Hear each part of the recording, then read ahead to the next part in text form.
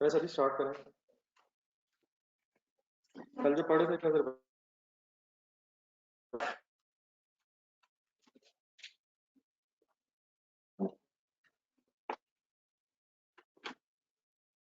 Online store से बड़ा मांगा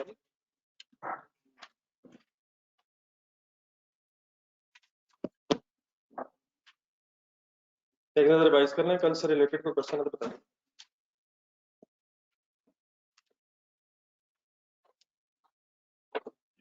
जाके पढ़ते हैं सर, ये तो अपने पढ़ने हैं सर, सवाल कल से रिलेटेड।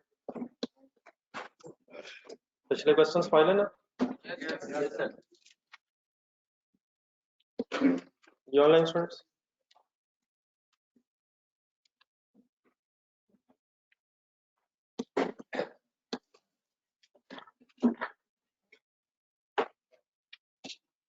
एक दो मिनट तक मैं शुरू करता हूँ, तो देखने को ठीक है, अगर पुरानी है चीज तो बताओ।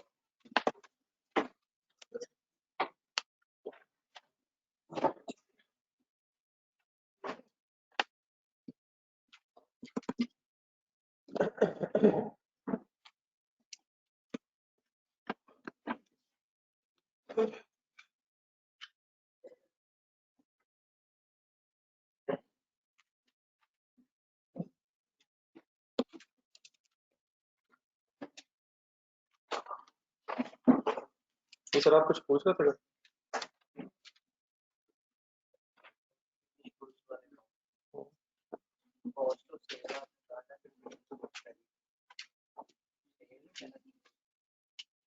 सर अगर ओपनिंग फिनिश गुड्स ली जाए और उसमें cost of goods manufactured add की जाए और क्लोजिंग फिनिश गुड्स माइनस की जाए, सेल आती है, कॉस्ट ऑफ सेल आती है। Opening finish goods plus cost of goods manufactured minus closing finish goods, cost of sale आती है। तो ओपनिंग अगर नहीं है तो ये 1025 क्या है? कॉस्ट ऑफ गुड्स मैन्युफैक्चर्ड 825 कैसे है? तो 2 लाख माइनस किया, तो कॉस्ट ऑफ गुड्स मैन्युफैक्चर्ड में से अगर आपने क्लोजिंग माइनस किया तो कॉस्ट ऑफ सेल नहीं है। यदि इफेक्टिव पेरोल में सर सैलरी इनडायरेक्ट सर तो इनडायरेक्ट सैलरी जो सर ये इफेक्टिव एडमिन और सेलिंग नहीं सर, ये फैक्ट्री में नहीं सर, एक मिनट सर, फैक्ट्री पेरोल में सर सभी फैक्ट्री की सैलरी है, यस सर, और वो हेड ऑफिस पेरोल, तो हेड ऑफिस की पेरोल जो है वो फैक्ट्री में रिकॉर्ड नहीं होगी। कल हमारी सारी डिस्कशन ये वो सिर्फ फैक्ट्री के कॉन्टेक्स्ट में होगी, तो डेफिनेटली हेड ऑफिस के अपने खर्चे भी रिकॉर्ड होंगे, उसका एक head office salary, debit, payables, credit, तो वो एक अलग बहस है जो कल मैंने नहीं की। कल हमारा फोकस ये था कि फैक्ट्री से रिलेटेड एंट्रीज डिस्कस करना, तो इसमें फैक्ट्री पेरोल के डेबिट साइड पे सिर्फ फैक्ट्री से रिलेटेड सैलरी है, और फैक्ट्री से रिलेटेड जो सैलरी है वो फिर अगर प्रोडक्शन डिपार्टमेंट से रिलेटेड है तो वो डायरेक्ट सैलरी है, फॉर एग्जांपल 115,000, और फिर बाकी अगर प्रोडक्शन डिपार्टमेंट के 11 एम्प्लॉइज हैं तो उनकी जो सैलरी है वो इंडेक्ट लेबर है। तो हमारा कल फोकस सिर्फ फैक्ट्रीज पे रहा है, डेफिनेटली हेड ऑफिस की अकाउंटिंग भी होगी, उसके भी अपने एक्सपेंसेस रिकॉर्ड होंगे, लेकिन वो जो हेड ऑफिस के एक्सपेंसेस है वो मैन्युफैक्चरिंग का हिस्सा नहीं है, चीजें बनाने में सिर्फ मैन्युफैक्चरिंग प्रोसेस में सिर्फ फैक्ट्री एक्सपेंसेस कंसिडर होते हैं, ठीक है। बाकी एडमिन एक्सपेंसेस जो है वो बिजनेस के एडमिनिस्ट्रेशन के लिए हेड ऑफिस एक्सपेंसेस जिसे हम कहते हैं, और अगर कोई सेलिंग एक्सपेंस है तो वो गुड सेल करने के लिए। Manufacturing expenses, material, labour, factory, ठीक, और तो नहीं करते हैं।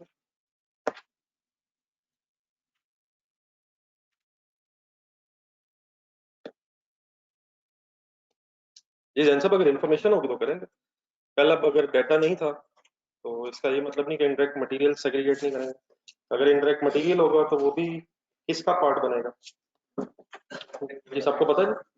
इंडायरेक्ट मटेरियल अगर क्वेश्चन में होगा तो वो भी फैक्ट्री ओवरहेड्स का पार्ट बन जाएगा, और फिर फैक्ट्री ओवरहेड सम हो के वर्क इन प्रोसेस के लेजर में ट्रांसफर हो जाएगा, तो कल वाले डेटा मैंने एज्यूम नहीं किया।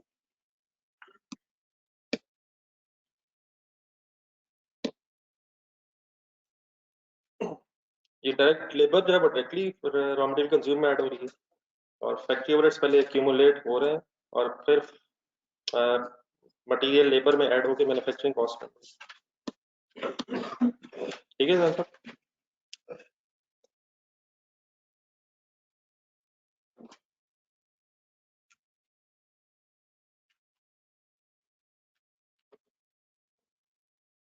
ये डायरेक्टली लेकिन नहीं होना, पहले इनडायरेक्ट लेबर ने फैक्ट्री ओवरहेड्स में जाना है, फिर फैक्ट्री ओवरहेड्स के थ्रू उसने वर्क इन प्रोसेस में।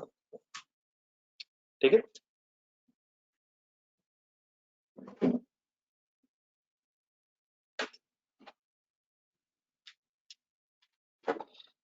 देन सर जी आज जरा आगे चलते हैं, और तो नहीं कोई confusion.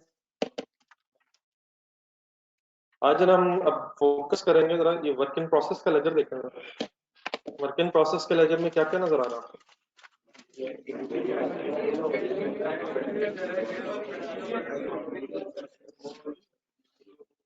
Opening work in process है, देन मैन्युफैक्चरिंग कॉस्ट है, मटेरियल लेबर ओवरहेड्स के एंगल से। ठीक है। मैन्युफैक्चरिंग कॉस्ट है, कॉस्ट ऑफ गुड्स मैन्युफैक्चर्ड है। और डेबिट साइड में क्या है मेरे भाइयों? मैन्युफैक्चरिंग कॉस्ट है यार, मटेरियल लेबर ओवरहेड्स जमा करके। कॉस्ट ऑफ गुड्स मैन्युफैक्चर्ड किधर नजर आ रही है? वो क्रेडिट साइड पे है। तो चार चीजें, opening work in process, debit side पे मैन्युफैक्चरिंग कॉस्ट, क्रेडिट साइड पे क्लोजिंग वर्क इन प्रोसेस के रिजल्ट में फिर कॉस्ट ऑफ गुड्स मैन्युफैक्चर्ड बनाना। ठीक है। और definitely manufacturing cost is sum of material labour and factory. So please ये डेबिट साइड पे जो तीन फिगर्स हैं अगर प्लस किया जाए 6 लाख, 1,15,000, 3 लाख, तो this is called as manufacturing cost. ठीक है। तो अब जो नेक्स्ट हम डिस्कशन स्टार्ट करेंगे उसमें हमने इसी वर्क इन प्रोसेस अकाउंट को जरा डिटेल में बनाना सीखना है। तो एक नया पेज जरा निकालना।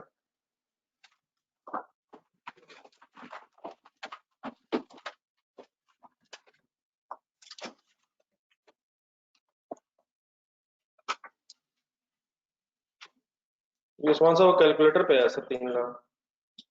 अगर आप कैलकुलेटर उठाएंगे तो फैक्ट्री ओवरहेड्स में 3 लाख कैलकुलेटर पे आएगा। फैक्ट्री ओवरहेड्स को प्लस करेंगे तो 3 लाख कैलकुलेटर पे आ जाएगा। और देन वो जो 3 लाख फैक्ट्री ओवरहेड्स हैं मटेरियल लेबर में ऐड होंगे तो मैन्युफैक्चरिंग कॉस्ट बने। ये सर एक लेजर खोला करो।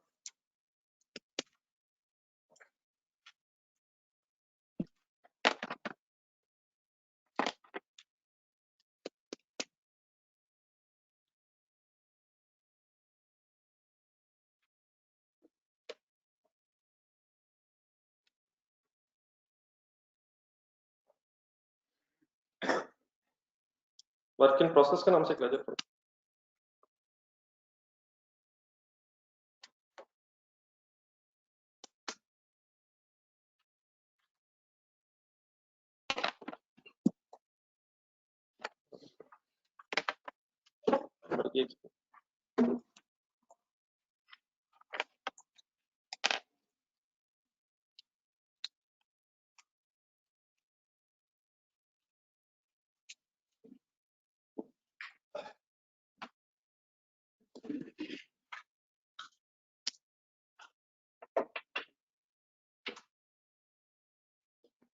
ये सर वर्क इन प्रोसेस।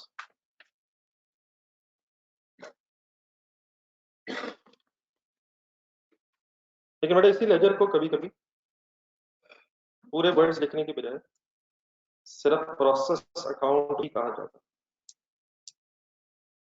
मतलब अगर कभी मैं प्रोसेस अकाउंट बोलूं आपके सामने तो व्हाट आई मीन टू से वर्क इन प्रोसेस की बात हो रही है and work in process is reflecting production departments activity. तो काइंडली प्लीज एक दफा दोबारा देख के चार मेन चीजें बोल दें क्या क्या आनी है इसमें। चार मेन मैंने बोली है। Opening manufacturing cost, cost of goods manufactured and closing. हाँ डेफिनेटली मैन्युफैक्चरिंग कॉस्ट कैसे आनी? Material labour overheads.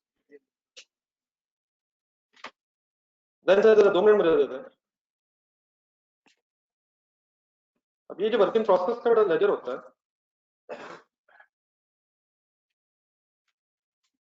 इसको समटाइम्स हमने कल तो सिर्फ अमाउंट्स के एंगल से बनाया ऐसे ही लेकिन क्या कुछ यूनिट्स होते हैं जो इन प्रोसेस होते हैं? क्या कुछ यूनिट्स होते हैं जिन पे काम शुरू किया जाता है?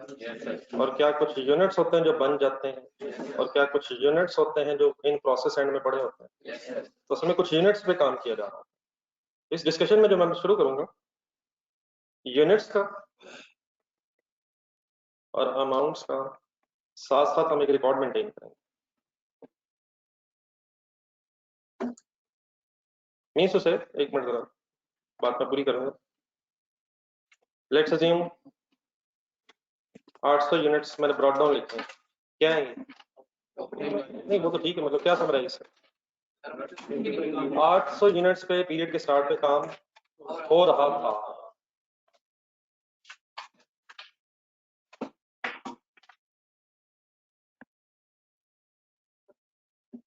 इसका मीनिंग बताओ।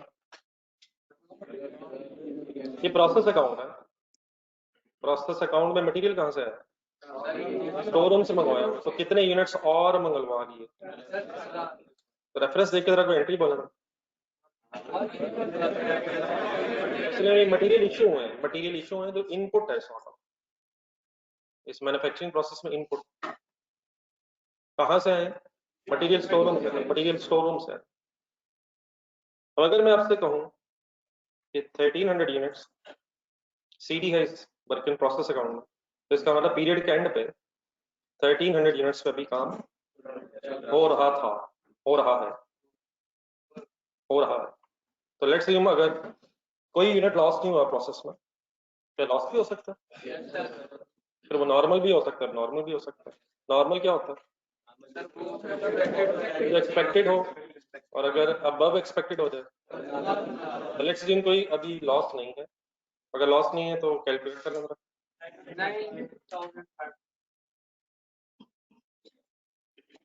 प्लीज सर कैलकुलेट करके देख तो, आएगा तो वही, लेकिन सॉल्व तो कर। तो 9500 बिके नहीं, कॉस्ट ऑफ गुड्स नहीं, ये वाली भी कॉस्ट ऑफ गुड्स नहीं, तो अमाउंट का नाम है। ये फिनिश गुड्स लिख सकते हैं सर? अपना कल वाला लेते देखा था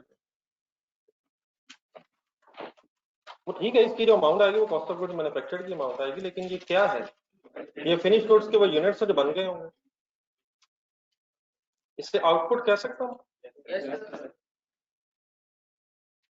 आउटपुट कह सकता हूँ। तो अब इस लेजर बनाते हुए हमने यकीनन अमाउंट्स भी देखनी है। ओपनिंग वर्क इन प्रोसेस की अमाउंट कितनी है, मटेरियल जो इस्तेमाल हुआ है उसकी अमाउंट कितनी है, फिर उसमें लेबर कितनी लगी, उसमें ओवरहेड्स कितने लगे, मतलब यूनिट्स को प्रोसेस करने में मटेरियल कॉस्ट क्या आई, लेबर कॉस्ट क्या आई, ओवरहेड्स कॉस्ट क्या आई, ये सारी अमाउंट्स भी देखनी है। फिर कॉस्ट ऑफ गुड्स मैन्युफैक्चर्ड की अमाउंट क्या आई, क्लोजिंग वर्क इन प्रोसेस की अमाउंट क्या आई। लेकिन अमाउंट के साथ साथ किसका भी साथ रिकॉर्ड रखा जाता है? यूनिट्स का भी। ठीक है, तो समझ आ गई बात मेरी आपको? तो फिलहाल मैंने ये लेजर खाली कर दिया। तो जब ये लेजर हम बनाएंगे प्रोसेस अकाउंट या वर्क इन प्रोसेस अकाउंट का, तो यूनिट्स के साथ साथ अमाउंट्स भी डेबिट क्रेडिट साइड पे रिकॉर्ड करेंगे। अब जरा इसका कॉलम्स बना लें, फिर मैं नई फिगर अज्यूम करता हूँ।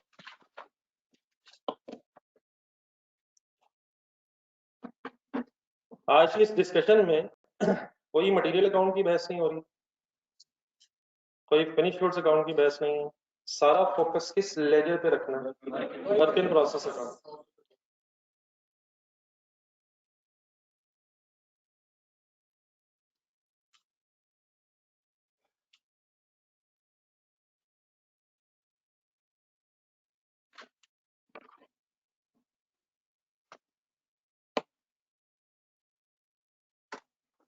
ये ऑनलाइन स्टूडेंट्स को कुछ समझ आ गई बेटा क्या बात हो रही है?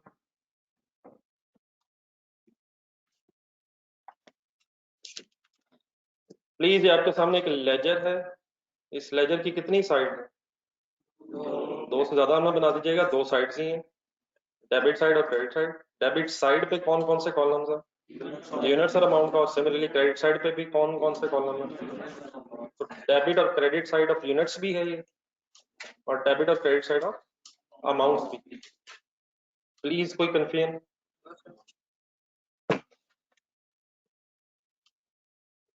देन जरा इनिशियली मुझे डाटा लिख लेना ना, इसे बल्कि इस लेटर के ऊपर लिखना सिनेरियो 1।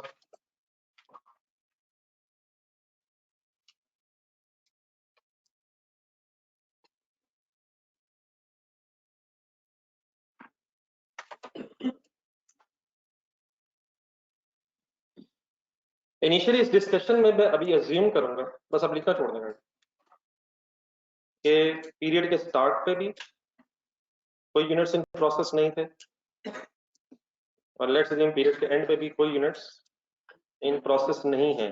क्या होते नहीं है या है नहीं? वी आर अज्यूमिंग, सपोज आज 2-3 दिन जरा हम आसान वाले बातें करेंगे कि सपोज ओपनिंग और क्लोजिंग वर्क इन प्रोसेस नहीं, इट मींस जो यूनिट्स प्रोसेस करने शुरू किए हमने वो शायद कंप्लीट हो गए, इन प्रोसेस कोई ना। For example during the period 1000 units of material हमने मटेरियल स्टोर रूम से मंगवाए और इनकी मटेरियल कॉस्ट थी 50,000 रुपीज। कोई एंट्री बोलेंगे तो 50,000 रुपीज जहन में रखें। Work in process debit, material account credit, ये 50,000 क्या है? अमाउंट तो है सर, लेकिन किस चीज की अमाउंट है? ये रॉ मटेरियल कंज्यूम्ड की अमाउंट है सर। अगर अपना कल वाला लेटर देखें मटेरियल,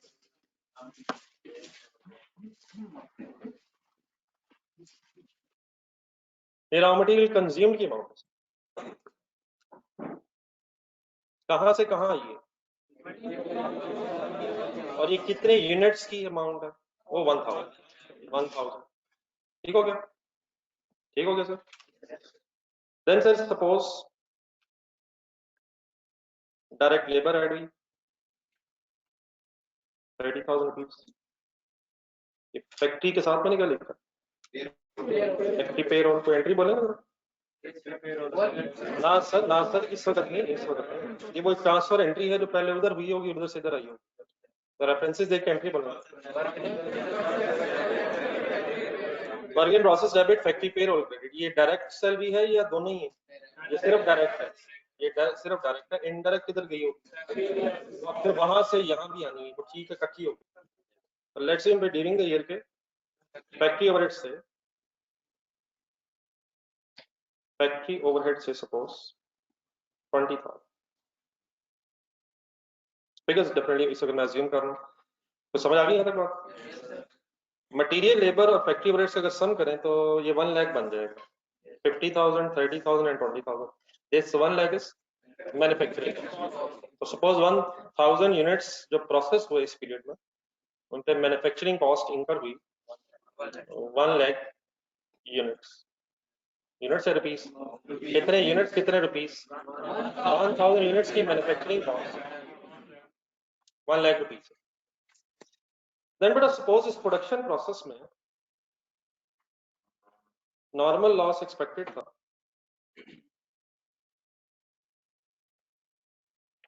5% ऑफ, अच्छा 5% 10% ऑफ इनपुट, हो सकता है सर? तो अगर 10% लिख रहा हूं तो किसका 10%? कितने यूनिट्स नजर आ रहे हैं? 1000 का 10%, 100 यूनिट्स का लॉस एक्सपेक्टेड था, और suppose actual loss is also 100 units. क्या एक्चुअल लॉस से डिफरेंट भी हो सकता था? लेकिन फर्स्ट सिनेरियो में मैं अज्यूम कर रहा हूँ कि जो एक्सपेक्टेड लॉस था बस वही हुआ। क्या ये यूनिट्स कुछ कम हो गए, ज्यादा हो गए, तो नुकसान हो गया? ये जो यूनिट्स है ये किस तरफ लिखने चाहिए मुझे? मतलब इस लेजर में ये जो यूनिट्स का लॉस हो गया 1000 क्या है? इनपुट है। अब ये लॉस यूनिट्स इस लेजर में मुझे लिखने चाहिए कि ये यूनिट्स इधर उधर है, ताकि मैं बैलेंसिंग यूनिट्स निकाल सकूं। किस तरफ लिखूं? मैं इस तरह से बता दें, इन अदर वर्ड्स इस प्रोसेस में फिर फिनिश गुड्स के कितने यूनिट्स बने होंगे? 950। सॉरी 5% नहीं 10% हो गया, तो 1000 का 10% 100 units. So what should be the quantity of finished goods? 900 units. And what is the quantity of normal loss units? 100.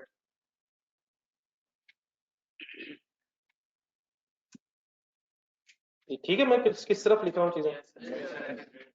Loss credit हो रहा है, इस लेजर में, इस लेजर एक डबल एंट्री बनी हुई है, ये भी अगर हम देख सकें, normal loss debit and process account credit, work in process account credit, और 900 यूनिट्स भी शायद कुछ एंट्री दिखा रहे हैं आपको। फिनिश गुड्स डेबिट, डेफिनेटली इनकी अमाउंट्स भी आनी, लेकिन अगर finish goods debit and work in process account credit, तो ये 900 यूनिट्स किस लेजर में जाएंगे यहाँ से? फिनिश गुड्स के लेजर में। ठीक हो गया यहाँ तक? तो बेटा ये जो हम लेजर्स बना रहे हैं, ये डेफिनेटली यूनिट्स के एंगल से भी दोनों साइड्स पे इक्वल होने चाहिए। क्या ख्याल है? ये डेबिट और क्रेडिट साइड है, तो इन यूनिट्स का रिकॉर्ड रखने से बस क्या हमें एडवांटेज हो रहा है कि हमें पता चल रहा है कितने यूनिट स्टार्ट किए थे, कितने बन गए, कितने फिर किधर गए, और अगर बच गए होंगे तो वो कितने बचे। तो पता होना चाहिए कितने यूनिट स्टार्ट हुए, फिर किधर किधर किधर गए। तो हमारे इस कॉन्टेक्स्ट में 1000 यूनिट स्टार्ट होके 900 अल्हम्दुलिल्लाह कंप्लीट हो गए, और बाकी 5% लॉस एक्सपेक्टेड था, और let's assume as a first scenario कि उतना ही लॉस हुआ, और देयरफॉर 1000 यूनिट्स का एक ब्रेकअप हमारे सामने आ गया। Any confusion? देन मेरा अगली बात है, जरा कुछ ज़हन में लाएं। नॉर्मल लॉस की 100 यूनिट्स हैं, इनको कॉस्ट एलोकेट होती है? वो होती है यार, उनको नहीं होती, उनको होती है, कोई सकत नहीं है। कॉस्ट एलोकेट होती नहीं है, लेकिन अगर इनकी कोई रिकवरी वैल्यू हो तो वो प्रोडक्शन कॉस्ट नेट होती है। प्रोडक्शन कॉस्ट से नेट होती है, लेस होती है। Net means less, production cost से लेस होती है। For sake of a scenario first, there is, लेकिन let's assume no recovery value of normal loss, cost allocate होती नहीं और रिकवरी वैल्यू है, होती नहीं है नहीं, that is no recovery value, बस ये जाया होगा, it can not be sold in the market. तो ये डैश क्या रिफ्लेक्ट कर रहा है? नहीं, कॉस्ट तो आनी नहीं, अगर रिकवरी वैल्यू होती तो क्या इसके सामने लिखता ना, लेकिन वो है नहीं। ठीक है सर? ठीक है सर, एक मिनट कैलकुलेटर उठाए। खर्चा कितना हुआ? 1 लाख लिखे। 1 लाख कैसे बना? 50, 30, 20, तो 1 लाख रुपीस कॉस्ट है, मैन्युफैक्चरिंग कॉस्ट है। ये कितने यूनिट्स पे इंकर हुई है? ये 1000 यूनिट्स पे इंकर हुई है, लेकिन ये अब्सॉर्ब कितने यूनिट्स पे होगी? इंकर 1000 यूनिट्स पे, लेकिन ये अब्सॉर्ब कितने यूनिट्स पे होगी? एलोकेट कितने यूनिट्स पे होगी? तो जब हम पर यूनिट वर्किंग करेंगे तो हम कैसे वर्किंग करेंगे? अगर मैं cost per unit find out करना चाहूँ, what is the name of this 1 lakh? What is the name of this 1 lakh? Manufacturing cost. Manufacturing cost हमेशा इस लेजर के किस साइड से हमें मिला करेगी? डेबिट साइड से, मटेरियल लेबर ओवरहेड्स। अगर कभी नॉर्मल लॉस की रिकवरी वाली हो तो वो हमें किस तरफ से मिला करेगी? नॉर्मल लॉस के सामने से मिला करेगी अगर रिकवरी वैल्यू है तो, लेकिन अगर वो नहीं है तो जीरो है। डिवाइड बाय 900, इतना करें, ये जो भी है ये क्या है? इसका पर यूनिट आ गया, फिनिश गुड्स का पर यूनिट आ गया, और क्या इसी को फिर 900 से मल्टीप्लाई करके हम फाइनली ये कह सकते हैं कि ये जो लाख रुपए का खर्चा है ये इंकर 1000 पे हुआ है, लेकिन अब ये रह गया है 900 यूनिट्स का। तो क्या ये लाख रुपए as it is finish goods को बनाने की कॉस्ट है? ये कितने यूनिट्स की कॉस्ट है, देखो दोबारा बोल रहा हूँ, लेकिन ये एलोकेट बस किस पे होगी? तो फाइनली इस 1 लाख रुपीस का नाम क्या हो जाएगा? Opening closing work in process ना होने की वजह से यही मैन्युफैक्चरिंग कॉस्ट अब finally cost of goods manufacture. Clear है सर? बनाए लेते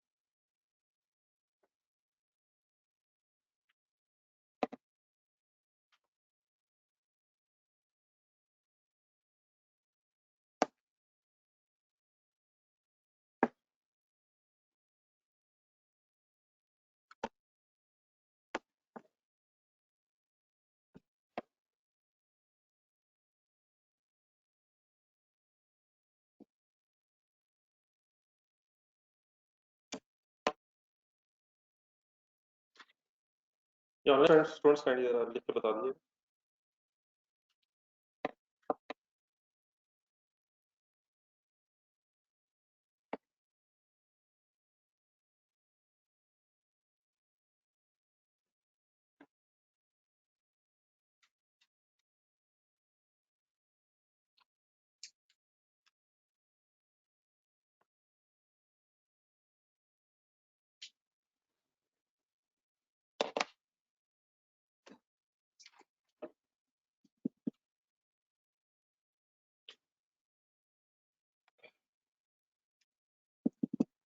आप में से कितने लोग ऐसे हैं जो FA1 की क्लास भी पढ़ते हैं 11 बजे?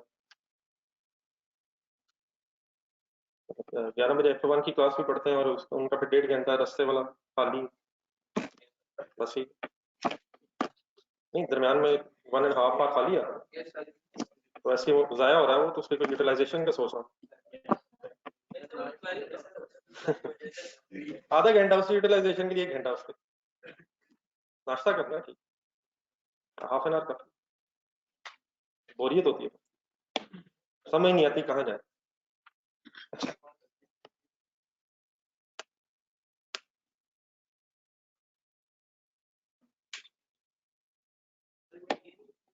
नींद भी उसे रहने वाली। अच्छा, रवीन के लिए रखना, मैंने कोई नई चीज से नहीं करवा।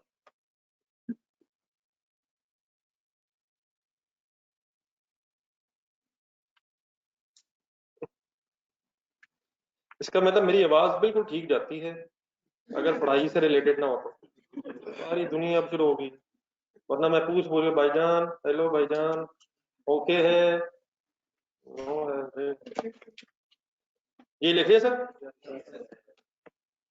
प्लीज कोई तो नहीं क्या बता। सिनेरियो 2 से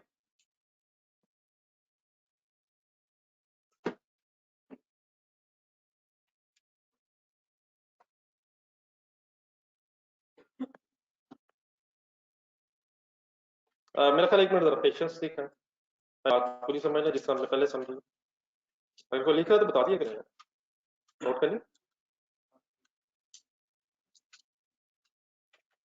अब बेटा अगर होगी तो या फिर थोड़ी होगी, अगर नॉर्मल हो उसकी रिकवरी वाली हो तो क्या करेंगे, अगर ओपनिंग वर्क इन प्रोसेस हो तो क्या करेंगे। बेटा क्यों शर्मिंदा कर रहे हैं, मैं इंशाल्लाह रोज पढ़ के आऊंगा, थोड़ा थोड़ा बताता रहूंगा।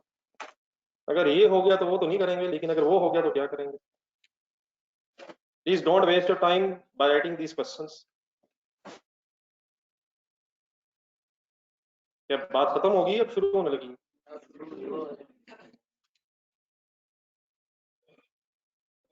ये सर किस लेजर को बनाना सीखने लगे आज हम।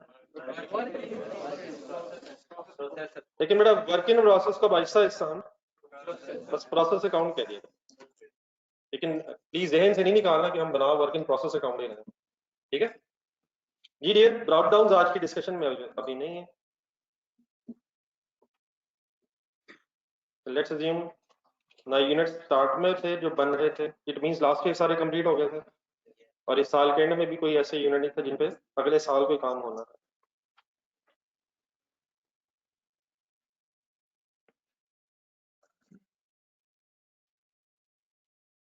मटेरियल के 1000 यूनिट्स मंगवाए और उनकी कॉस्ट आई 50,000 रुपीज। एंट्रीज बोलते रहिएगा।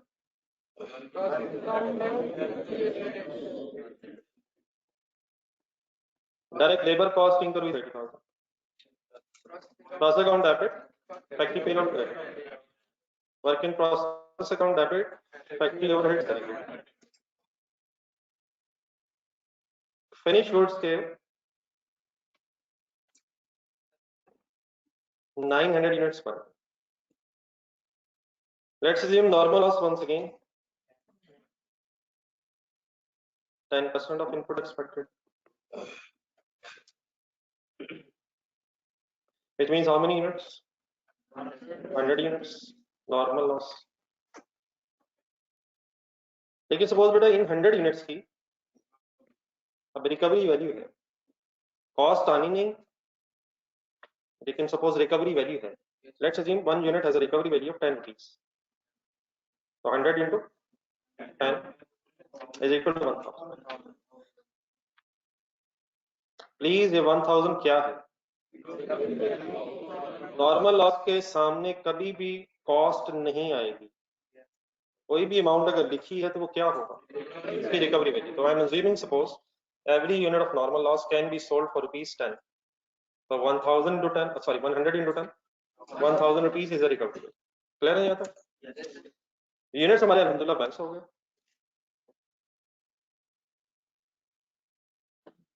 और जितना लॉस एक्सपेक्टेड था एक्चुअल लॉस भी फिलहाल हुई है।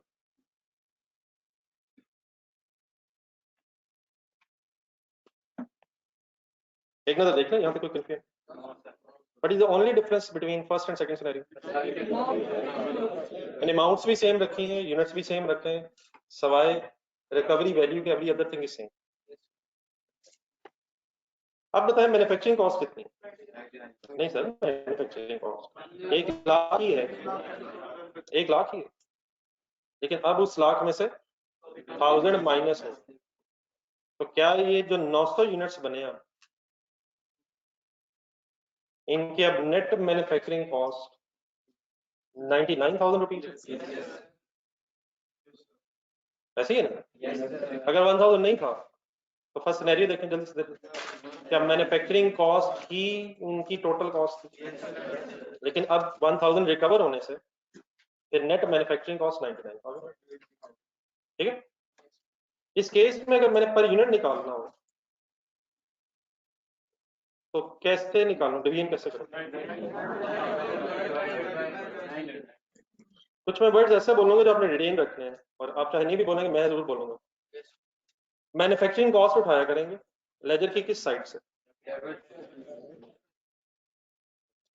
रिकवरी वैल्यू अगर लॉस की हुआ करेगी तो किस साइड पे होगी, लॉस क्रेडिट हो रहा है, क्रेडिट साइड पे होगी। अच्छा वैसे भी अकाउंटेंट बन के जरा सोचे लॉजिकली, अकाउंटेंट डेबिट क्रेडिट वाले अकाउंटेंट 1 लाख डेबिट साइड पे। अच्छा बल्कि इस तरह से बल्कि और देखें, ब्रेकअप देखें, 50,000 भी डेबिट साइड पे, 30,000 भी डेबिट साइड पे, 20,000 भी डेबिट साइड पे, ये सारे खर्चे जमा ही होने, डेबिट डेबिट डेबिट ऐड ही होना, और 1000 कहाँ है वो क्रेडिट साइड पे, ये लॉजिकली प्लस हो भी नहीं सकता, ना इसने होना ना हो सकता, तो क्या इसे नेट ही होना है? ये है क्या जिसने नेट होना, ये रिकवरी वैल्यू है। बेस में क्या लिखूं, बेस में बस हम वो यूनिट्स लिख देते होते हैं जिन पे कॉस्ट कैलकुलेट हो, तो कैलकुलेटर उठाएं जरा, एक मिनट मुझे पर यूनिट भी बताएं इस केस में। What is 110?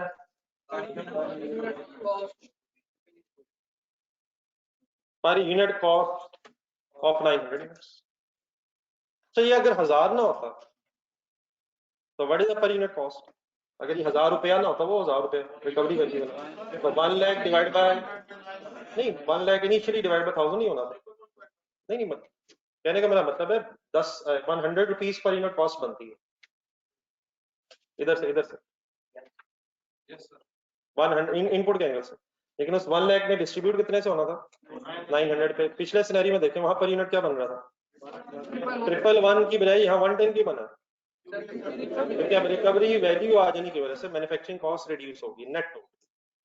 ठीक है सर, और फाइनली अगर मैंने वर्किंग करनी ही है, इस केस में इतनी खास जरूरत नहीं है, तो 900 इंटू 110 करें इतना सॉल्व, क्या है 99,000, नहीं बेटा 99,000 पर यूनिट, ये 900 यूनिट्स की finally manufacturing cost, manufacture cost of goods manufactured है, ठीक है 900 यूनिट्स तो मैन्युफैक्चर हो गए हैं, अब उनकी ये फाइनल मैन्युफैक्चरिंग कॉस्ट एंट्री हो जाएगा 99,000, finish goods debit work in process account बनाए।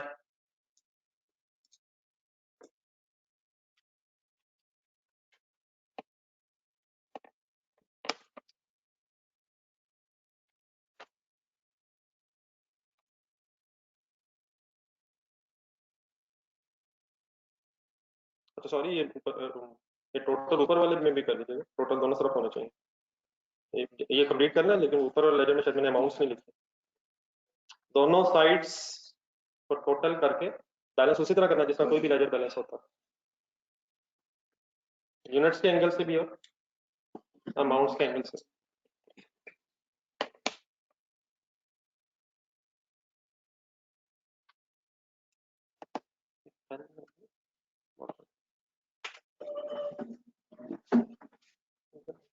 अब्दुलरहमान बॉल पॉइंट देंगे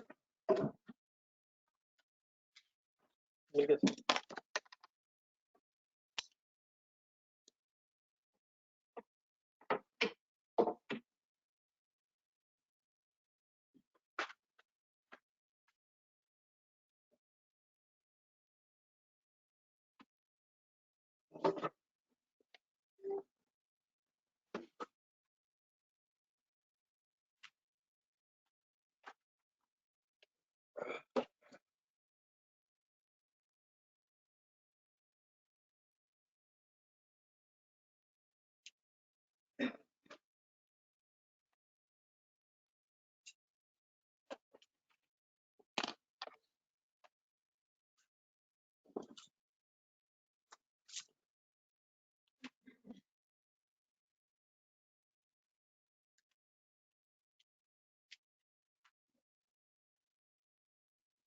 और बेटा उसी से किया यार, ये क्या कर रहे हो यार?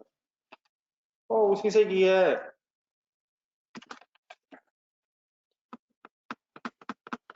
1 लाख लिखिएगा जरा, डिवाइड बाय 900, और फिर उसी को 900 से की। क्या कर रहे हो यार, इसका क्या होना? तो लाख कैसे आया मेरे भाई? वैसे ही तो आया। सर इस वजह मायूसी तो ना बुलाया करें। अब्दुल्ला अवान साहब,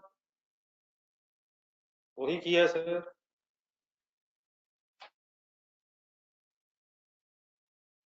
कैलकुलेटर का मसला।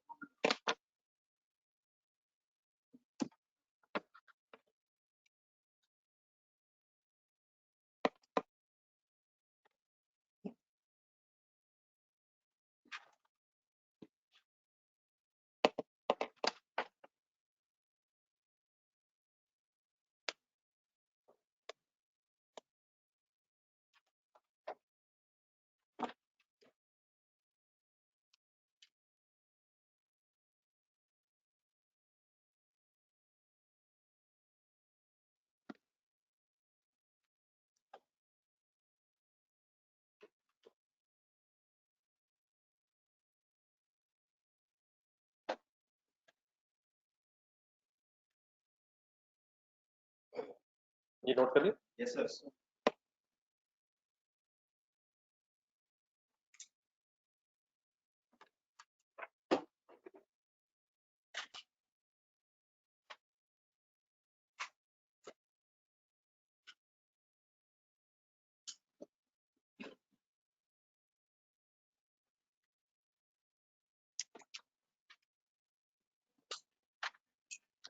नोट कर लिया सर।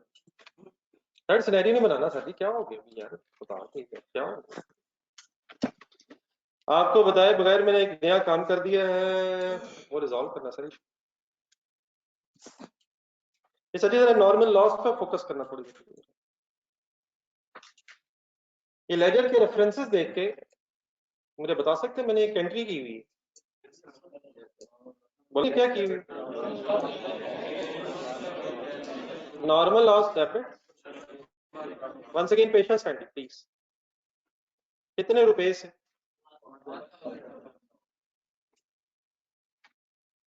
और प्रोसेस अकाउंट रेट किया मैंने 1000।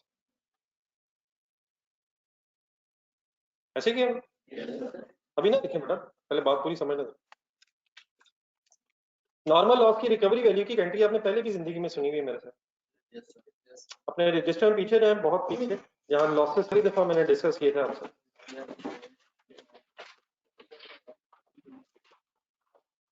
सर शहाद जरा ढूंढिएगा sir. Losses are of 2 types, normal loss, abnormal loss. Normal loss की कोई रिकवरी वैल्यू की अमाउंट मेरा ख्याल है 5 लाख माइनस कितना किया था? 1000 था क्या? तो 1000 की एंट्री ढूंढना है। कैश डेबिट और परचेज इज क्रेडिट, लेकिन वहीं से डिसाइड हुआ था अगर परचेजेस की बजाय प्रोडक्शन हो तो प्रोडक्शन कॉस्ट क्रेडिट। ढूंढ के सामने रखना। परचेजेस का प्रोडक्शन कॉस्ट का, अगर चीजें खरीदी हैं उनमें से लॉस हुआ है तो परचेजेस क्रेडिट, और अगर चीजें बना रहे थे उनमें से लॉस हुआ है तो कैश डेबिट और production cost, this was the entry of normal loss recovery value. Board पे देखें, मैंने अजीब ही एंट्री की और सर जी मैंने अजीब की हुई है सर, ना करें सर, नहीं है वो, यकीन मन नहीं है। और सर लेट मी फिनिश, नहीं नहीं वो तो ठीक है आपकी बात, लेट मी स्टार्ट, मेरा ख्याल फिनिश तो बड़ी दूर की बात। देखिए जब मैंने क्रेडिट किया ना, क्रेडिट मैंने गलत नहीं किया, कंसंट्रेट करना आपने। मैंने जो क्रेडिट किया वो क्या किया, प्रोसेस अकाउंट मैंने क्रेडिट किया। आप प्रोसेस अकाउंट देखें, क्या प्रोसेस अकाउंट के डेबिट साइड पे आपको मैन्युफैक्चरिंग कॉस्ट नजर आ रही है? मैन्युफैक्चरिंग कॉस्ट नजर आ रही है। तो मैंने एक लेजर का रेफरेंस लिखा हुआ है, क्या ये 1000 मैंने किया अल्टीमेटली मैन्युफैक्चरिंग कॉस्ट से ही नेट है? लेकिन मैंने लेजर के रेफरेंस के एंगल से लिखा हुआ। मैन्युफैक्चरिंग कॉस्ट किस तरफ है? प्रोसेस अकाउंट के डेबिट साइड पे। तो मैंने प्रोसेस अकाउंट 1000 से क्रेडिट करके इनफैक्ट मैन्युफैक्चरिंग कॉस्ट से ही नेट किया है। हाँ परचेजेस का लॉस नहीं है, इसके प्रोडक्शन कॉस्ट नेट का, प्रोडक्शन प्रोसेस का लॉस है।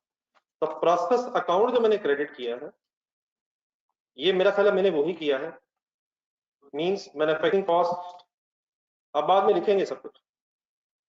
मैंने मैन्युफैक्चरिंग कॉस्ट ही इनफैक्ट लेजर फॉर्म में क्रेडिट की, सोचने का। डेबिट साइड पे कितना है और क्रेडिट साइड पे 1000 है, नीचे हमने पर यूनिट भी वैसे ही बनाया। क्या 1000 मैंने नेट ऑफ ही किया है?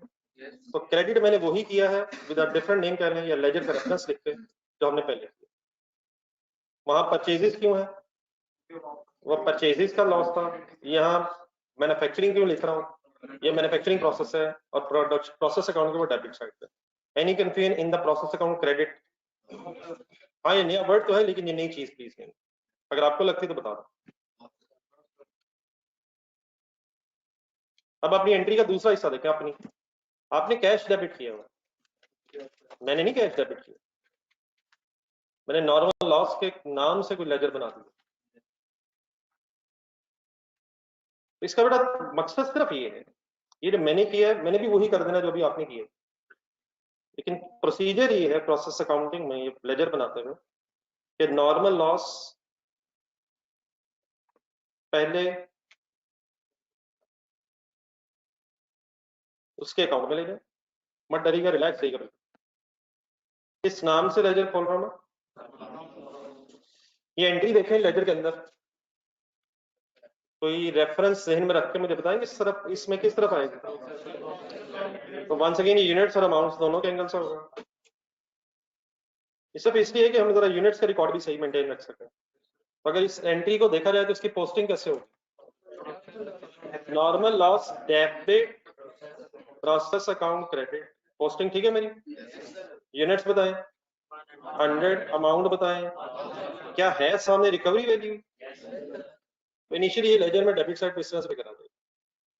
फिर जब भी कभी आपके ये यूनिट्स बिकेंगे 1000 रुपीज के, तो क्या कैश आएगा? तो क्या वो कैश भी फिर रिकॉर्ड होना चाहिए? तो फिर वो कैश की एंट्री में क्या कर दूंगा, कैश डेबिट और normal loss account credit. Just a minute, just a minute, just a minute. कितने से? उतने से ही, उतने से ही क्यों? उतने से ही क्यों? उतने पे ही बिकना था और हमने रिकॉर्ड भी उतने पे किया। क्या वो 1000 ऊपर भी रिकवरी वैल्यू है? और यही हमें मिलना है, यही हमें मिलना है। तो अब मेरी जरा दोनों एंट्री से मैंने लिखी, इनको जरा इकट्ठा देखें जरा।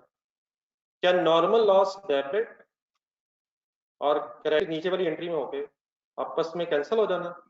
तो फाइनली नेट एंट्री क्या रह जानी है? वही कैश डेबिट और प्रोसेस अकाउंट। लेकिन रादर देन के हम लेजर्स बनाते हुए एक ही दफा फैक्ट लिखें, कैश डेबिट और वो क्रेडिट, वो ठीक है, वहां जो बातें पहले हुई वो ठीक है। लेकिन अगर हम लेजर बना रहे हैं लेजर फॉर्म में, तो नॉर्मल लॉस की एंट्री किन 2 स्टेप्स में करेंगे? Number 1 normal loss debit process account credit at recovery value, और फिर cash debit normal loss credit. ये मुझे दूसरी एंट्री पे जरा मेरे लेजर में पोस्ट करवाएं, दूसरी एंट्री मेरे लेजर में पोस्ट करवाएं।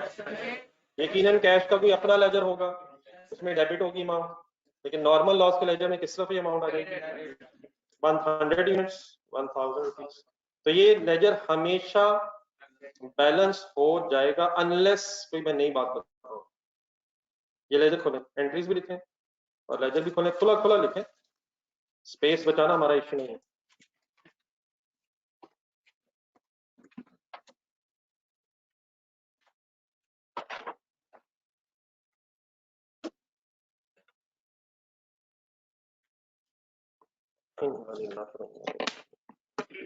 साहब को खुदा का नाम ले यार, और अब नॉर्मल लॉस को पहले कॉस्ट एलोकेट की जाती है, अब नॉर्मल भाईजान पूछना शुरू हो गया, वो कहते हैं ये तो नॉर्मल वाली एंट्री, अब नॉर्मल वाली एंट्री है नहीं, अब नॉर्मल वाली महसूस हो रही है क्योंकि आपने सही मेरी बात नहीं सुनी।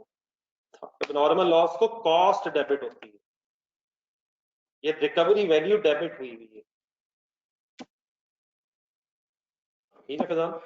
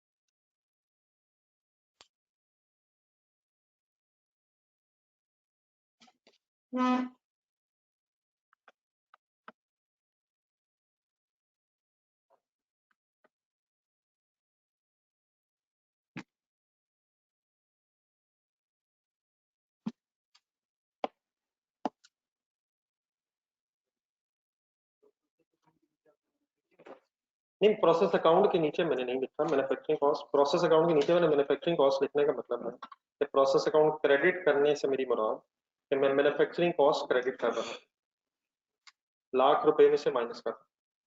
प्रोसेस अकाउंट क्रेडिट करने से मेरी मुराद ये है कि प्रोसेस अकाउंट के डेबिट साइड पे जो मैन्युफैक्चरिंग कॉस्ट है मैं उसको क्रेडिट कर रहा हूँ, लेकिन रेफरेंस में लेजर का लिखता हूँ,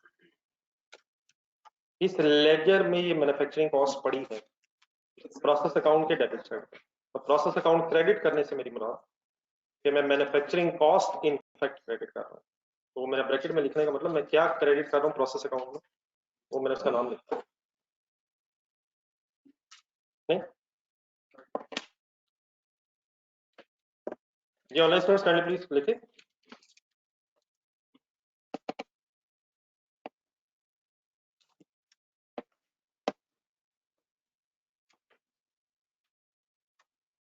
एनी कंफ्यूजन?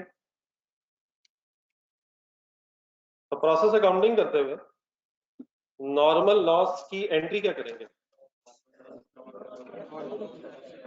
दो स्टेप्स में करेंगे, नॉर्मल लॉस डेबिट है, प्रोसेस अकाउंट क्रेडिट, और फिर इसकी रिकवरी वैल्यू ढूंढ के कैश डेबिट नॉर्मल लॉस, और इंशाल्लाह ये लेजर बैलेंस होगा। ओनली एक एक्सेप्शन है, वो इंशाल्लाह बाद में डिस्कस करते हैं। अब कहीं यहाँ रुक के मुझसे एक और सवाल पूछा गया, कहीं आपको भी जहन बनाओ, कैश और रिकवरी वैल्यू में भी कोई फर्क है? बल्कि पहले तो ये बता रिकवरी वैल्यू किस चीज का नाम है? रिकवरी वैल्यू जब मैं वर्ड यूज करता हूँ उससे क्या मीनिंग है? जो हमें कैश मिलना, बेच के जो हमें कैश मिलना वही रिकवरी वैल्यू है। बेच के क्या मिलना है हमें, तो क्या कैश और रिकवरी वैल्यू, क्या वही रिकवरी वैल्यू ही कैश है? वही कैश है, तो रिकवरी वैल्यू ही कैश की फॉर्म में मिलनी, ठीक। रिकवरी वैल्यू वैसे कीजिए क्या चीज, जो बेच के मिलना, तो बेच के क्या मिलना इंशाल्लाह, तो रिकवरी वैल्यू ही कैश में कन्वर्ट करना। अगर रिकवरी वैल्यू कम हो तो बताएं, मैंने ऊपर 1000 क्यों लिखा होगा? नहीं एक मतलब सुनने सुनने सुनने आप बताएं रिकवरी वैल्यू कितनी है, मैंने तो 1000 अज्यूम की, फर्ज करें 900 होती तो मैंने ऊपर भी 900 लिखा होता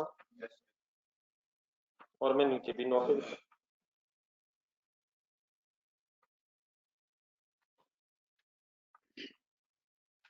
क्या पता उस वक्त उतनी हो, बाद में उतनी हो जाए। हम ये पीरियड के एंड पे वर्किंग कर रहे हैं, जितने हमें मिलने होंगे उतनी उसकी रिकवरी होगी। अच्छा अगर 1200, अब ये ना कह दीजिए कि ऊपर लेजर बनाते बनाते तो 1000 थी, नीचे लेजर बनाते बनाते 1200 हो गई।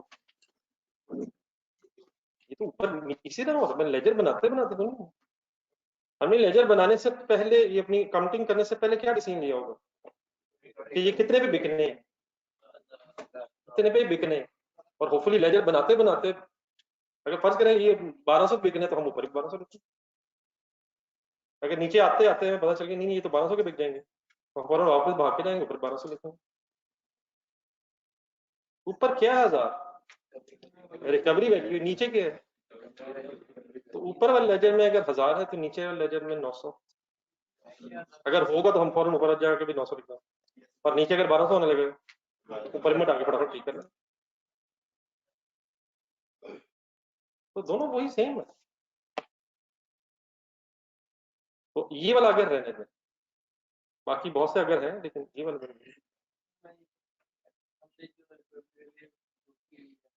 रोकी हुई है। अगर मार्जिन तो उस पर लेस से जैसे ही बिकेगा तो हम लेस की बेस पे अपनी बुकिंग करेंगे। अच्छा देखिए बिकना लेस लेस पे है तो हम क्यों 1000 लिखी जा रहे हैं, ऊपर 1000 क्या लिखा था हमने, क्या 1000 मिलने हैं?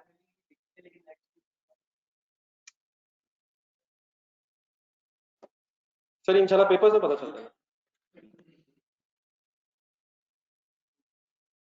सिनेरियो प्लीज नहीं, इंशाल्लाह पेपर में पता चल जाएगा। मतलब अगर पेपर में ना पता चलता होता तो मैं यकीन बहस करता, लेकिन आप पता नहीं कैसे इसका पता चला।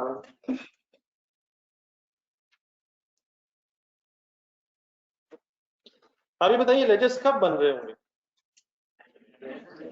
अकाउंटिंग एंट्रीज हो रही होंगी, सब कुछ होगी, क्या ये प्रोसेसेस कंप्लीट हो गए होंगे, तो एंड आ गया होना। अब एंड के वक्त हम क्या कर रहे होंगे, हम ये देख रहे होंगे कि जो यूनिट्स आए हो गए हैं कितने के बिक रहे हैं, फटाफट अपनी वर्किंग कर लेंगे, अमाउंट चेंज ना होगा। सिनेरियो 3 से पेशेंस दिखाएं दोबारा।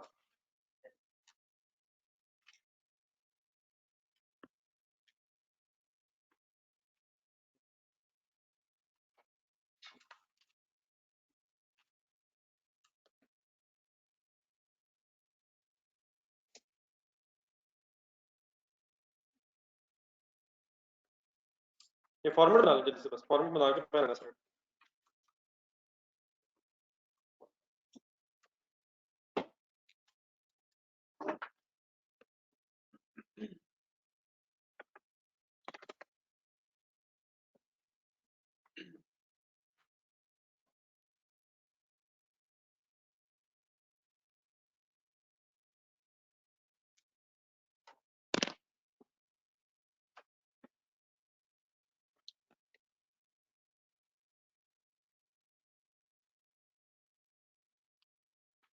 चले सर सुनो, जहां भी है रुके। आज की इस डिस्कशन में अभी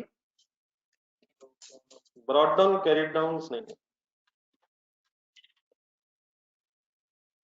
हो सकते हैं लेकिन इस इनिशियल डिस्कशन में भी इग्नोर है।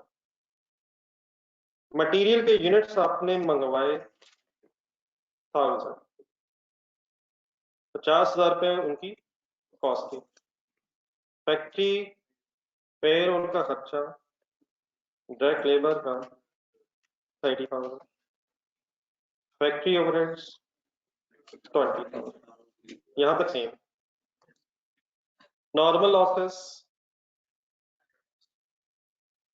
10% ऑफ इनपुट,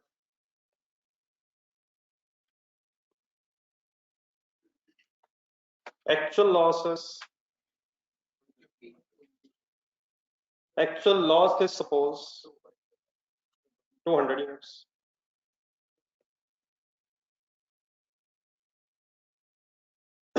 देखें बोर्ड का कॉस्ट, बल्कि कैलकुलेट करें, पता नहीं आपको ज़हन में आई। 10% means how many units, 100 units normal loss था 1000 का 10%. What is actual loss? 200. तो व्हाट इज 200?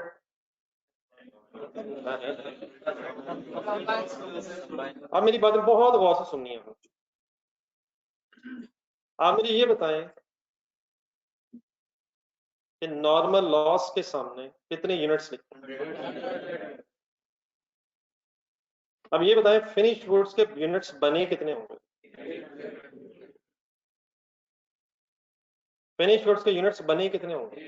800.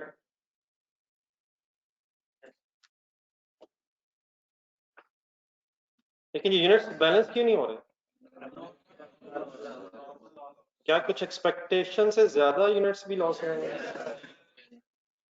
तो बाकी 100 किस तरफ लिखूं? क्रेडिट साइड पे. किस चीज का डिफरेंस है ये? सीडीज एंड बीडीज अज्यूम नहीं है. हो सकता है ये यूनिट्स इन प्रोसेस हो, लेकिन इसका ये बहस नहीं. कितने यूनिट्स लॉस हो गए थे? कितने हो गए थे 200? एक्सपेक्टेड कितने थे? 100. बैलेंसिंग फिगर किसकी निकल आई? अब नॉर्मल लॉस. एक मिनट सारी मौका तो आप मुझे ये बताएं, वैसा सीरियस काम हो गया कि मैंने ये सेग्रीगेशन क्यों की? ये ऐसे भी तो लिखा जा सकता था. ये ऐसे भी तो लेजर बन सकता था. लॉस 200. नहीं वो बात आपकी ठीक है, लेकिन उससे ज्यादा इंपॉर्टेंट ये है कि शायद बेटा हमें अपने प्रोडक्शन मैनेजर की भी अकाउंटेबिलिटी करनी चाहिए. वैसे मैंने 200 लिख दिए, बताएं इसमें एक्सपेक्टेड कितना था? वो अलग फिर वर्किंग करनी पड़ेगी. तो ठीक है, जो एक्सपेक्ट था उसमें तो शायद किसी को पेनलाइज करना मुनासिब नहीं है. लेकिन अगर किसी की नेग्लिजेंस की वजह से ज्यादा यूनिट्स वेस्ट हो गए, नहीं होने चाहिए थे, हो गए हैं, तो फिर हमें पता होना चाहिए कि उसकी वजह से कितने रुपए का नुकसान हुआ है, ताकि फिर डेफिनेटली इन्वेस्टिगेशन की जा सके. और अगर ये किसी की नेग्लिजेंस है तो कम से कम उसे नेक्स्ट टाइम से कहा जा सके कि यार ऐसे तो ना करें.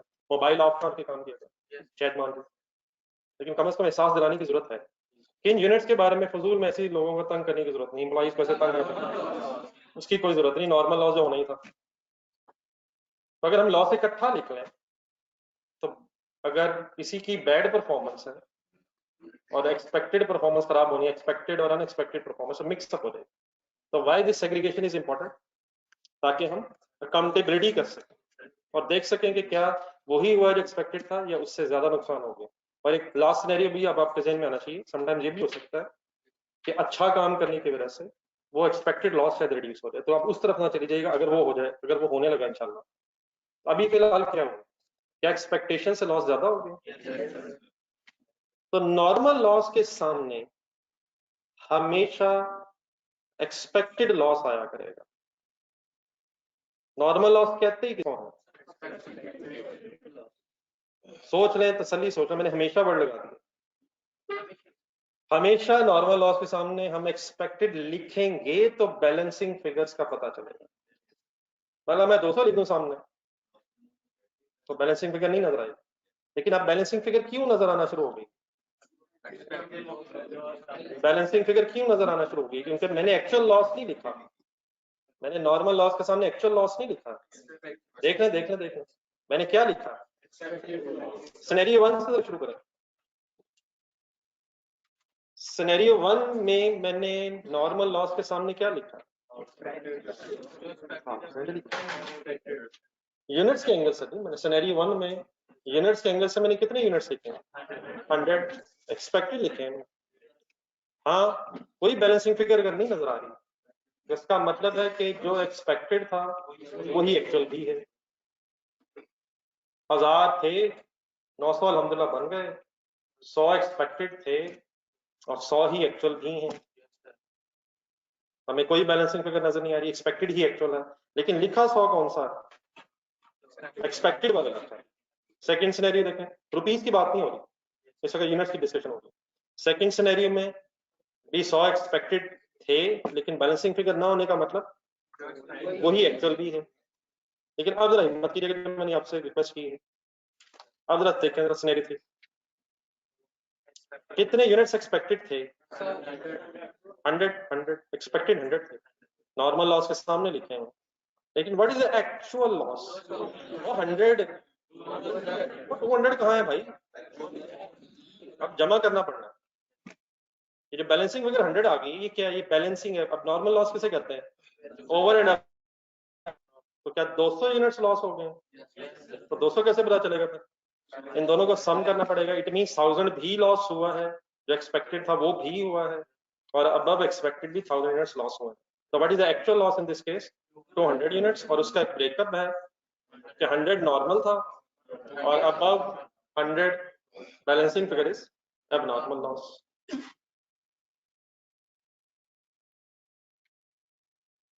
फर्स्ट फॉर एग्जांपल मैंने ये बात इसलिए की है, फर्स्ट करिए मैं नीचे लाइन ना लिखता, एक्चुअल लॉस आपको ना बताता, एक्चुअल लॉस आपको ना बताता, आपको बस बताता इनपुट और आपको बताता आउटपुट फिनिश गुड्स, और नीचे बस आपको नॉर्मल लॉस की परसेंटेज बताता। कंसंट्रेट करें फिर क्या क्या बताता? इनपुट के 1000 यूनिट्स बताता, आउटपुट के यूनिट्स बता देता, और एक्सपेक्टेड लॉस की परसेंटेज बता देता। क्या आप बैलेंसिंग फिगर तक पहुंच जाते? कैसे? इनपुट लिख लेते, आउटपुट के यूनिट्स लिख लेते, नॉर्मल लॉस के एक्सपेक्टेड यूनिट्स लिख लेते, एक्सपेक्टेड यूनिट्स लिख लेते, और बैलेंस करके लेजर को। अगर बैलेंसिंग फिगर आती क्रेडिट साइड पे तो फिर अब नॉर्मल लॉस की होगी। इन सब को लिख के इग्नोरिंग ओपनिंग क्लोजिंग, अगर वर्क इन प्रोसेसेस नहीं है और लेजर के क्रेडिट साइड पर डिफरेंस आ जाए तो इट मींस कि हमारी एक्सपेक्टेशन से कुछ लॉस एक्स्ट्रा हो गया। यहां तक बनाना चाहिए। ये सर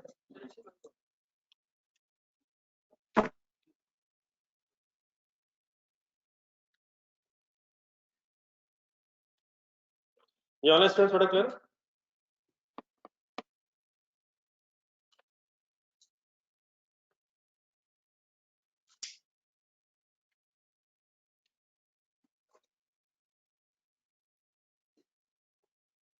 थोड़ा आगे आ रहे हैं और नीचे आ रही, इधर आ रहा,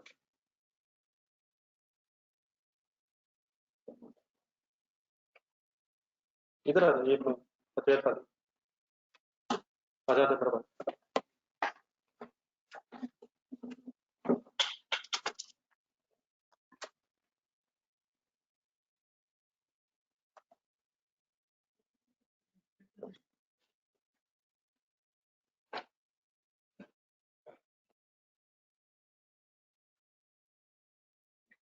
ये बेटा सब क्लियर है? सादों पे सात फ्रेंड का नाम क्या? सात फ्रेंड मुजामिल, ये मुजामिल ओके जी सर जी, पर यूनिट वर्किंग करवा लिख लिख लिख एक मिनट, एक कुछ लिख रहे हैं।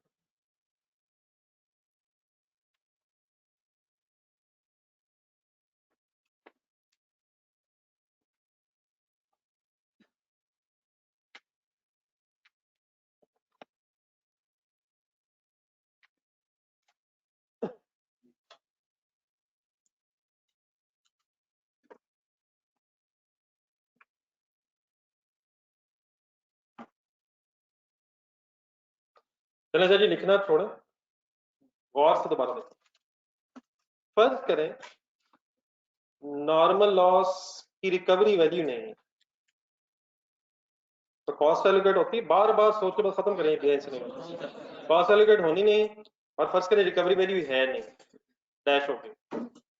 अब नॉर्मल लॉस को देखें, अब नॉर्मल लॉस को भी कॉस्ट एलोकेट नहीं होगी, लाइक अदर यूनिट्स होती है। तो क्या यहाँ भी कॉस्ट आनी है और यहाँ भी कॉस्ट आनी है? तो अगर तो बेटा फॉर एग्जांपल रिकवरी वैल्यू नहीं है तो एक मिनट कैलकुलेटर पकड़ना, बताएं पर यूनिट आप कैसे बनवाएंगे? 1 लाख क्या है? मैन्युफैक्चरिंग कॉस्ट किधर से मिला करेगी? उठा ले, लिख रहे कैलकुलेटर, इसकी बेस बताएं। और 900 तो कहीं भी नहीं है मेरे भाइयों, कहीं भी नहीं है। 900 कैसे बना दिए? ये बेस किस साइड से ढूंढा करेंगे जरा, ये इसका भी फाइनल करेंगे। ये बेस किस साइड से ढूंढा करेंगे?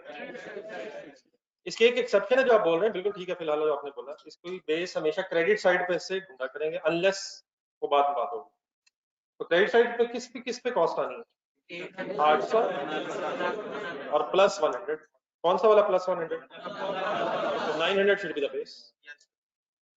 तो 1 लाख डिवाइड बाय 900 एक पर यूनिट आ जाएगा, वो पर यूनिट, लेकिन फिर 800 से मल्टीप्लाई होगा तो फिनिश गुड्स की कॉस्ट आएगी, और वही आपका पर यूनिट जब 100 अब नॉर्मल लॉस की यूनिट से मल्टीप्लाई होगा तब नॉर्मल लॉस की भी कॉस्ट आएगी। लेकिन हम जरा इस तरह करते हैं कि थोड़ा सा रिकवरी वैल्यू का भी बीच में कॉन्सेप्ट ले आते हैं। ये वाली बात वैसे समझ आ गई, लेकिन let's assume in this scenario 100 units can be sold for rupees 10 each. It means what is 1000? What is the meaning recovery value, sir? Sir, what is the meaning recovery value? एक दफा दोबारा सेंटेंस बोल दे, हमने सही बोला, लेकिन अब I hope के फाइनल हो गए। जो बेच के मिलेगा, नहीं बेच के मिलेगा तो शायद ज्यादा मिल जाए, तो अगर ज्यादा मिल जाएगा तो बता दें। नहीं, हम वही लिखेंगे ना जो बेच के मिलेगा, बेच के मिलेगा, तो हमने फर्क पड़ सकती है, और जल्दी से हम लेते पूरा कर लेंगे चाहे कुछ ज्यादा ना मिले। नहीं मतलब मैं इसको इसलिए कह रहा हूँ, मतलब ये सवाल है जहन में लोगों को। जी 1000 ओके सर, आप बनवाए जी पर यूनिट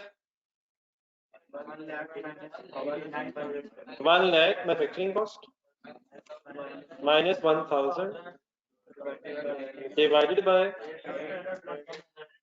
800। अच्छा बड़ा लॉजिकली भी जरा काउंटिंग पॉइंट ऑफ व्यू से भी कुछ चीजें क्लियर रखिएगा जरा। 800 आप किस तरफ से उठा रहे हैं? क्रेडिट साइड से यूनिट से उठा रहे हैं, और 100 भी कहां से उठा रहे हैं? तो ये दोनों प्लस ही होंगे, मतलब डेबिट क्रेडिट के एंगल से भी कोई वॉल्यूशन नहीं अफोर्ड कर सकते। Is equal to sir 110।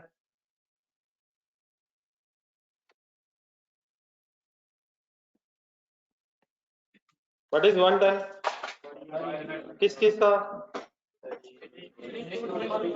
सब फिनिश गुड्स की कॉस्ट कैसे फाइंड आउट हो जाएगी? 800 इंटू 110 88,000। एंड अब नॉर्मल लॉस की कॉस्ट कैसे कैलकुलेट हो जाएगी? अब नॉर्मल लॉस यूनिट्स इंटू 110 11,000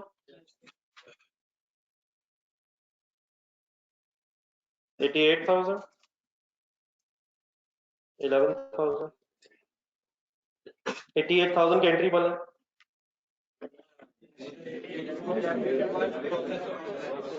हाँ सही एंट्री सर जी, दोबारा ट्राई करें sir.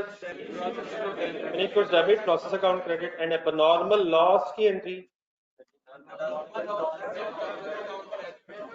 Is it cost in front of these 100 units? Is this 11,000 cost of these units? इसको कॉस्ट एलोकेट होती ही नहीं है। इसकी एक एंट्री बनी हुई है सर, इस 11,000 की भी एक एंट्री बन गई है। Abnormal loss debit, process account credit. मेरा ख्याल है ये वही एंट्री है जो पहले भी है, ढूंढे जरा दोबारा वो पेज। एबनॉर्मल लॉस में एंट्री वही है सवाए वर्ड के।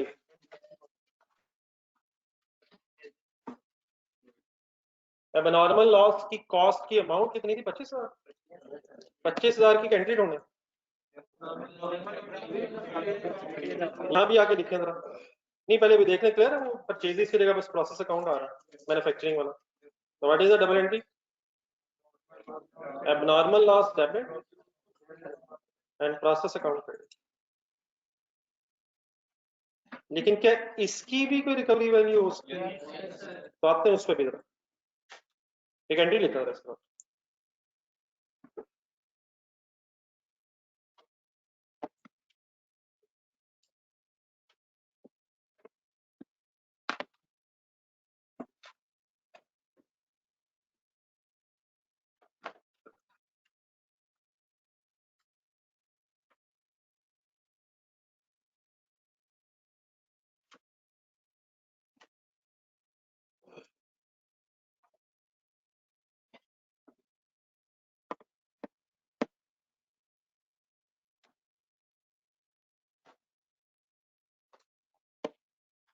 अब हर गुजरते दिन के साथ साथ कॉस्ट अकाउंटिंग में चीजें हैं जरा सोचने वाली बढ़ती जानी, तो आप अफोर्ड नहीं कर सकते कि आपकी नींद पूरी ना हुई हो क्लास से पहले, वरना class is the best place and cost accounting is the best time. कहीं हो तो नहीं चुका ये हो ना जाए, you need at least 8-9 hours sleep before cost class, तो उसकी बजाय सो लिया करें, उन चीजों की बजाय सो लिया करें, दैट इज मोर इम्पोर्टेंट। सोना नहीं रहता। माँ जी को जमा करवा दें ये मोबाइल, देखें आप सोने पे मजबूर हो जाएंगे, एक दिन प्रैक्टिस करके देखें। उनको तो ट्रस्ट है ना, उनको जमा करा दें टेम्परेरी तौर पर, पेपरों पर ले लीजिएगा, उसके बगैर नहीं आनी, ये कंफर्म है, इसके ये बिल्कुल अजम्पशन ही गलत है कि उसके साथ नहीं रहना, सारा इल्जाम उसी पे। बात मैंने संजीदगी से की, गेम एडवांस होती जा रही है, एटलीस्ट आपकी नींद पूरी हुई होनी चाहिए, और अगर आपकी नींद पूरी हुई हो, आपकी कंसंट्रेशन आप इंशाल्लाह एंजॉय करेंगे। इसमें कुछ भी ऐसा नहीं है, ये सिर्फ एक खेल है डेबिट क्रेडिट का आपके सामने, सोचते जाए करते जाए बस। लेकिन उसके लिए डेफिनेटली आपका जो कंसंट्रेशन का लेवल है, थकावट खुदा ना खासा ना हुई हो, सारी रात पढ़ पढ़ के कहीं। एक भाई तो बहुत अरसे बाद आज सुबह सुबह नजर आया, और मुझे खतरा ये कि कहीं उसे ये ना महसूस रहा हो कि FA1 की क्लास हो रही। जी जी, जल्दी से यहाँ से हम अब 2 लेजेस खोलने लगे। कौन कौन से सोचे? नॉर्मल लॉस का जल्दी से रिवाइज करेंगे हम, और अब नॉर्मल लॉस में एक और चीज शामिल करेंगे, ना कीजिएगा सर जी, संजीदगी है बहुत ज्यादा।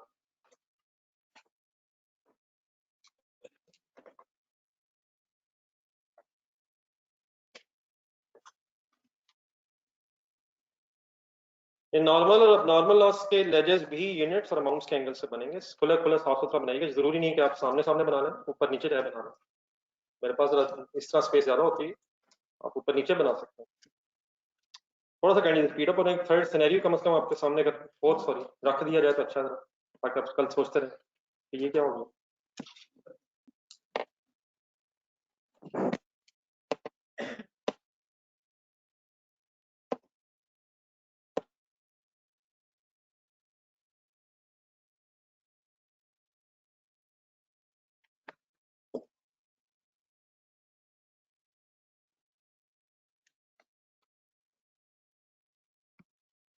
ये लेजर्स अगर फॉरवर्ड बना लें तो जरा पोस्टिंग करवा देंगे कल, या चले पोस्टिंग आप इंडिविजुअली करें, प्रोसेस अकाउंट देख के जो 2 एंट्रीज पोस्ट हो सकती हैं उन्हें एंट्री बोल के काइंडली पोस्ट कीजिएगा, नहीं बड़ा इतना बड़ा बड़ा जरूरत नहीं है, चलें बार normal loss debit posting error afford नहीं कर सकेंगे सर हम।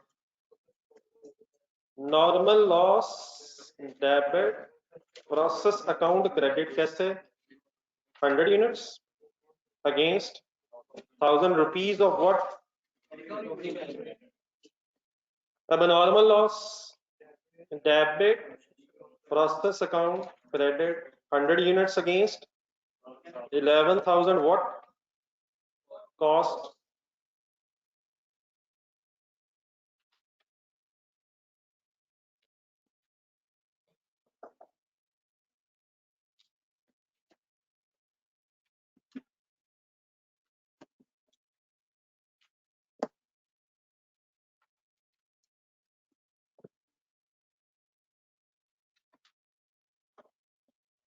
ये एनी कंफ्यूजन था पोस्टिंग की, बस पोस्टिंग करके रुको, यूनिट्स अमाउंट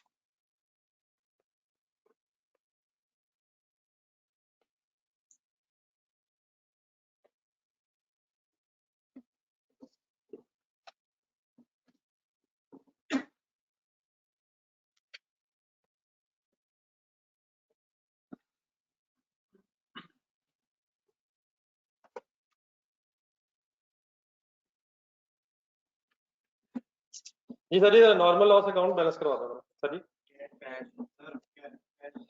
नॉर्मल लॉस के डेबिट साइड पे क्या लिखा हुआ है, नॉर्मल लॉस के यूनिट्स और उनकी रिकवरी वैल्यू, बताएं क्या एंट्री करूं। We always assume unless there is information कि ये जो जितने यूनिट्स लॉस हुए थे अपनी रिकवरी वैल्यू पे सेल होंगे। कैश डेबिट 100 यूनिट्स, और बताएं क्या लिखूं यहाँ, 1000 ही आएगा, उनकी रिकवरी वैल्यू है यार। ठीक है, तो नॉर्मल लॉस के डेबिट साइड पे भी रिकवरी वैल्यू है, और पैसे जब मिलेंगे तो क्रेडिट भी रिकवरी वैल्यू से होगा। ठीक है, अब मैं जरा नॉर्मल लॉस को सही रिवाइज करना था, इसमें कोई नई चीज नहीं है, ये वही पुरानी बात है। डेबिट्स में क्या नजर आ रहा है, ये नॉर्मल लॉस की कॉस्ट है, मींस ये वो नुकसान है रुपीज में जो हमें हुआ है नॉर्मल लॉस की वजह से।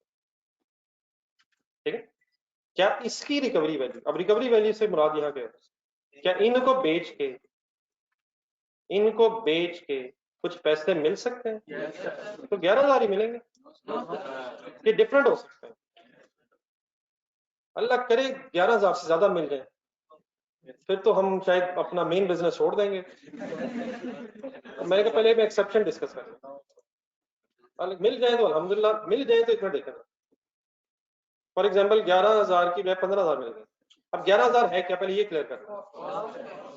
ये कॉस्ट है 15,000 के है, तो अगर बेटा ये नसीब अच्छे हो तो एक डिस्पोजल अकाउंट की तरह बन गया, हिम्मत माने जरा। 4,000 की नेट गेन है, अदर इनकम, सोच रहे हैं तसल्ली से सोच, लेकिन ये ख्वाहिश हो सकती है। बी रियलिस्टिक, ठीक है, लेकिन अगर ऐसे हो जाए तो फिर गेन, नेट गेन बनता है लेजर, कॉस्ट है रिकवरी वैल्यू है, और अगर वो ज्यादा है तो नेट गेन है। लेकिन नॉर्मल शायद यही होगा कि ये रिकवरी वैल्यू कॉस्ट से कम होगी, इसी तो शायद नुकसान कह रहे हैं। तो let's assume for sake of discussion कि इनकी रिकवरी वैल्यू भी पर यूनिट 10 रुपीज है और 1000 रुपीज टोटल, क्या ये डिफरेंट भी हो सकती है? हो सकती है, अगर वो हमें बताए, लेकिन लेट्स अज्यूम के सेम है। अब बताएं 11,000 क्या है, 11 क्या है कॉस्ट, 1000 क्या है, what will be the net loss in income statement. दोबारा वही सफा निकाले, दोबारा सफा निकाले, जहां हमने 25,000 की एंट्री ढूंढी थी, अब नॉर्मल लॉस होगी, उसके नीचे आपने एक रिकवरी वैल्यू की एंट्री करवाई थी मेरे, क्या करवाई थी sir, cash debit abnormal loss credit, और से देखें बोर्ड पे मैंने वही दोबारा एंट्री की, cash debit abnormal loss credit, लेकिन उसके नीचे मैंने आपने लाइन लिखी 2,000 के नीचे, क्या नेट लॉस फिर प्रॉफिट एंड लॉस में जाए, तो यहाँ नेट लॉस अब कितना प्रॉफिट एंड लॉस में जाएगा, तो फाइनली बेटा इसको इस तरह से हम बैलेंस कर देते हैं, profit and loss debit balance बनता है, क्रेडिट बनता है। अब डेबिट बैलेंस बन रहा है, मेरे प्रॉफिट एंड लॉस लिखने का मतलब कि नेट अमाउंट अब प्रॉफिट एंड लॉस में, हमारी statement of profit and loss में as an expense operating expenses में जाएगा। Why the loss is reduced from 11,000 to 10,000? तो क्या एबनॉर्मल लॉस को कॉस्ट एलोकेट करते हैं, और अगर उसकी कोई रिकवरी वैल्यू हो तो वो एबनॉर्मल लॉस की कॉस्ट से नेट करते हैं। देख लें ऐसे कि एबनॉर्मल लॉस की कॉस्ट से नेट करते हैं, एबनॉर्मल लॉस को कॉस्ट एलोकेट करते हैं 11,000, और अगर इसकी कोई रिकवरी वैल्यू हो तो वो लॉस की कॉस्ट में से मींस 11,000 में से नेट करते हैं। ठीक है, प्लीज एक दफा दोबारा वर्ड्स पढ़ना, इसमें मैंने कोई नई चीज नहीं की, पुराना रिवाइज कर लें, उसको साथ देख लें, और मेरा ख्याल है ये दूसरी वाली जो एंट्री है इसको भी लिख के भी देख लें, कैश डेबिट अब नॉर्मल लॉस पे कितने से, जस्ट एक मिनट जरा देख के फाइनल कर रहा था, 1000, ठीक है, तो this entry is at recovery value of abnormal loss.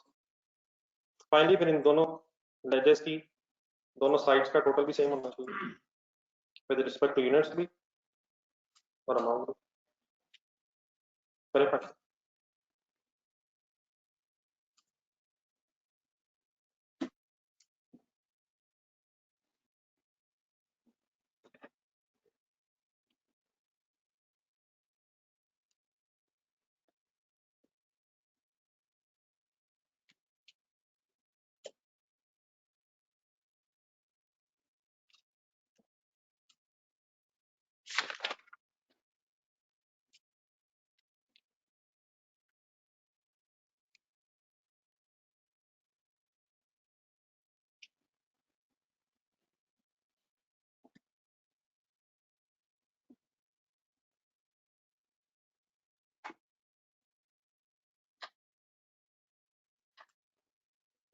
Finally अगर लिख लिया तो एक दफा फाइनली देख लें, कोई कंफ्यूजन अब लेके घर जाने वाली बनती नहीं है।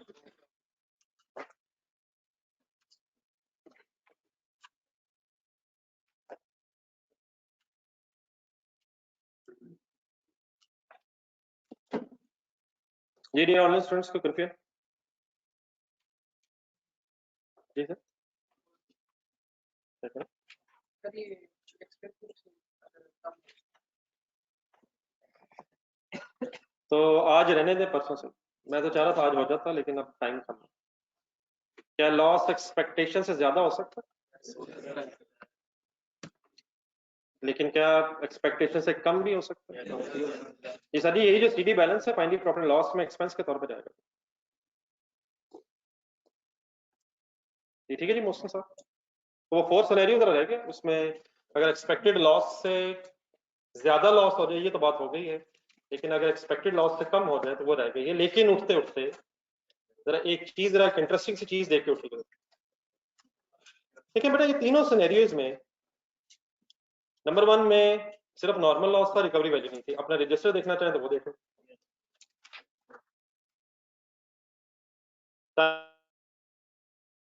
टाइम है, हमने जो बात करनी उसके लिए 2 मिनट।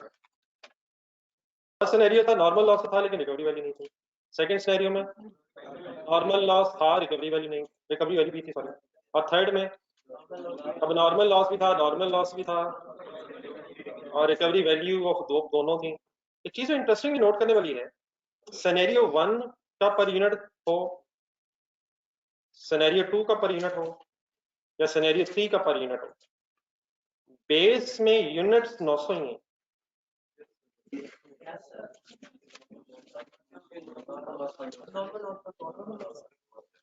नहीं, अगर आपकी बात ठीक है तो फिर सिनेरियो 3 में तो 800 ही होना चाहिए था ना।